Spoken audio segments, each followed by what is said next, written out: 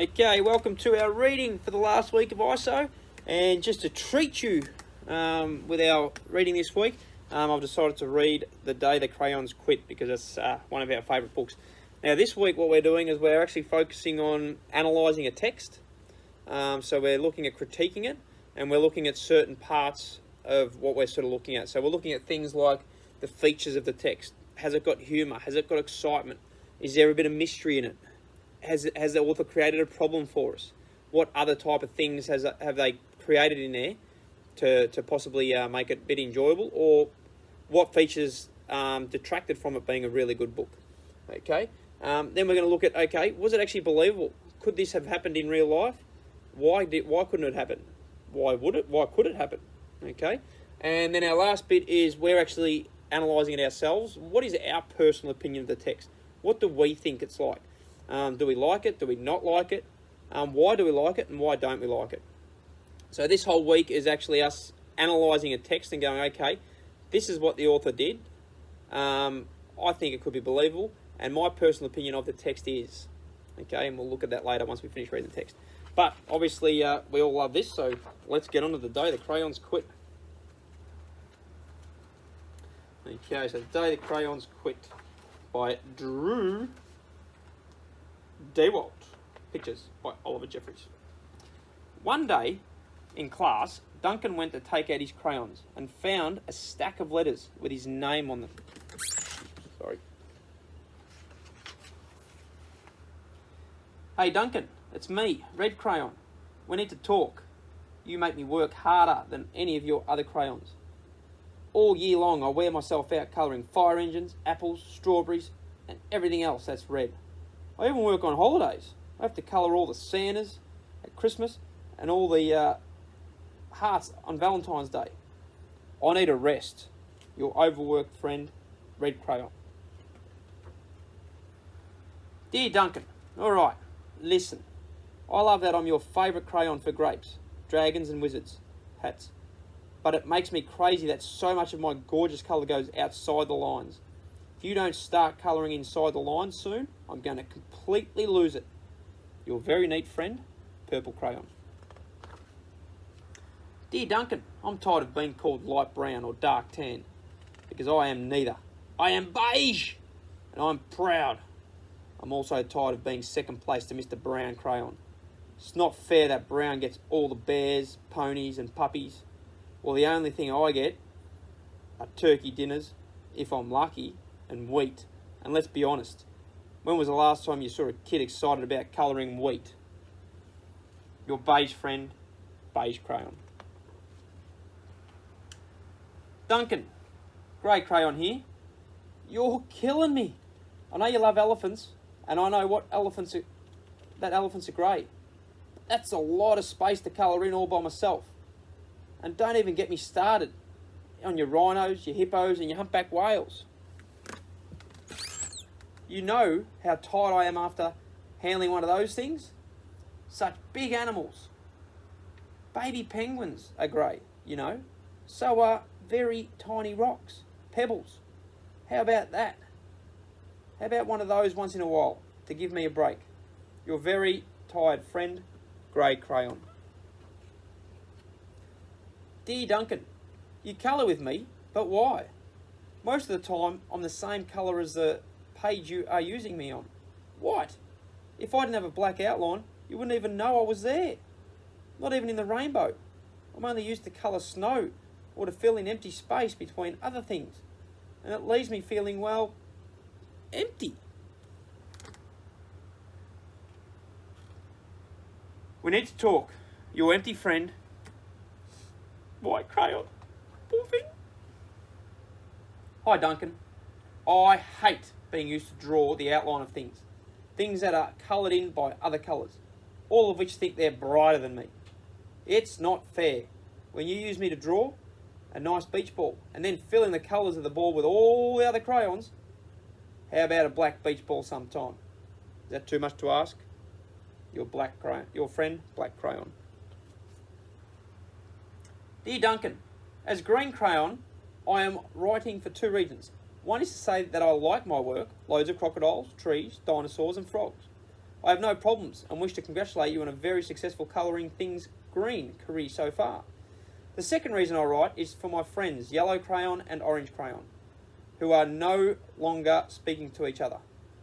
Both crayons feel they should be the colour of the sun. Please settle this soon, because they're driving the rest of us crazy. Your happy friend, Green Crayon. Dear Duncan, Yellow Crayon here. I need you to tell Orange Crayon that I am the colour of the sun. I would tell him, but we are no longer speaking. And I can prove I'm the colour of the sun too. Last Tuesday you used me to colour in the sun in your Happy Farm colouring book. In case you've forgotten, it's on page 7. You can't miss me. I'm shining down brilliantly on a field of yellow corn. Your pal and the true colour of the sun, Yellow Crayon. Dear Duncan, I see Yellow Crayon already talked to you, the big whiner. Anyway, could you please tell Mr. Tattletale that he is not the colour of the sun? I would, but we're no longer speaking. We both know I am clearly the colour of the sun, because on Thursday you used me to colour the sun on both the Monkey Island and the Meet the Zookeeper pages in your Day at the Zoo colouring book. Orange, you glad I'm here? Ha! Your pal and the real colour of the sun, Orange Crayon. Dear Duncan, it's been great being your favourite colour this past year, and the year before, and the year before that. I've really enjoyed all of those raindrops, rain clouds, and clear skies. But the bad news is that I'm so short and stubby, I can't even see over the railing in the crayon box anymore. I need a break. Your very stubby friend, Blue Crayon. Duncan, okay, listen here, kid. You have not used me once in the past year. It's because you think I'm a girl's colour, isn't it? Speaking of which, please tell your little sister I said thank you for using me to colour in her Pretty Princess colouring book. I think she did a fabulous job of staying inside the lines. Now back to us. Could you please use me sometimes to colour the occasional pink dinosaur or monster or cowboy? Goodness knows they would all use a splash of colour. Your unused friend, Pink Crayon. Hey Duncan, it's me, Peach Crayon. Why did you peel off my paper wrapping? Now I'm naked and too embarrassed to leave the crayon box.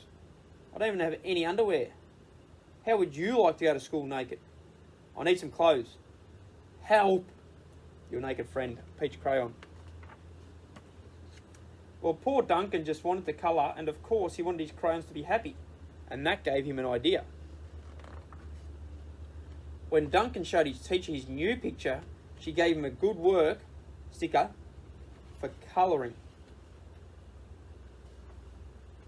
and a gold star for creativity.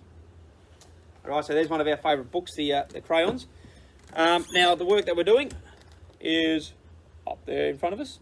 Okay, so remember, we are focusing on analysing and critiquing, and we're looking at some certain features. So, analysing, critiquing. Some of the features that we're looking at. Was there humour? Was there excitement? Was there mystery? Was there a problem? What other features could there have been? Was it in sequential order? Was it by step? Like, what kind of features were in the text? Was it believable? Why was it believable? Why not?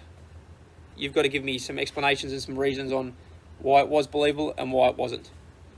And what is your personal opinion of the text? Okay, so you've got to justify what you thought of the text and why. Okay, so this is all about the why and the how. You have to give me the examples. A lot of you have been asking for that extra bit over the last week in terms of giving me that extra detail. This is what we've been working towards. I need that extra detail. I need your thinking. I need your thoughts. You have to tell me why you think this. Okay? So, here's my book, Crayons Quit. Now, there'll be no sort of structure for it. These will just be there, and you write your answers in paragraphs and sentences. Okay, now I haven't written mine in paragraphs because I would have run out of page, but each one of these should be its own paragraph. Okay, so when you're talking about the features, that should be a paragraph. When you're talking about was it believable, that should be its own paragraph. And when you're talking about your personal opinion, that should be your paragraph. Okay, but I wouldn't have fit it all in. So the author was able to create a problem, and he was able to build up some excitement as we could see that the crayons were getting angry and fighting with each other. He was able to provide us with some funny parts, especially when yellow and orange were fighting. Alright, so that's my top bit here, features. So he created a problem because the problem was that the crayons felt neglected or unused or overused. Okay, so that was a problem. And then the solution at the end of it was, well, he created this fantastic picture at the end. Okay, so the features of the text, it had a bit of a problem. Had some excitement in there as well because it had some tension. Okay, the tension was between yellow and orange crayon. All right, so that was a bit exciting, and there was a bit of humour all the way through. Okay, so we had a look at how overworked poor little blue and grey were. You know, pink wanted some monsters and dinosaurs, and he had to thank his little sister for using. Okay, so there's a bit of humour scattered throughout the book as well. So whatever you think the features were in there, that's what you put down, and then you sort of justify it a little bit. Okay. Now, this is my believable part. Now, I don't think this story is believable because crayons can't talk or move without a person. So that's as simple as that one can be. You have to give me a reason why you think it's either believable or it's not. Remember, expand. My personal opinion is that I love the book because it is true on how we tend to colour things in like that. And he made it in a funny way. Okay, so that is my personal opinion. Now, because I was running out of room, I couldn't sort of give a bit more detail, but I could have gone in a bit more detail of my personal opinion of the book because I really enjoyed it, how it had the tension, and I really enjoyed how he made it sort of funny. And I would have given some examples of the funny stuff as well, okay, but I just ran out of page. So that is our reading for the week, okay? We're focusing on our analysing of a text. What kind of features does it have? Was it believable? And what is your personal opinion of the text? Now, remember, it's all about the why. Why do you think this? Show me. How did the author do this? Okay, you're giving me the examples. Because as I'll reinforce, most of you were given that feedback last week in terms of your connections and your similarities and differences, in terms of giving that little bit extra detail. Because I wanted to prepare you for this. Okay, because I need that extra detail today, this week. Because I need you to tell me what the good parts of the text were, what the bad parts of the text were. What was exciting, what wasn't. Was it believable, was it not? And you've got to tell me the why and the how. Okay, so that is going to be our focus for our last week of reading. We're analysing and critiquing texts. So hopefully we enjoy that. Thank you.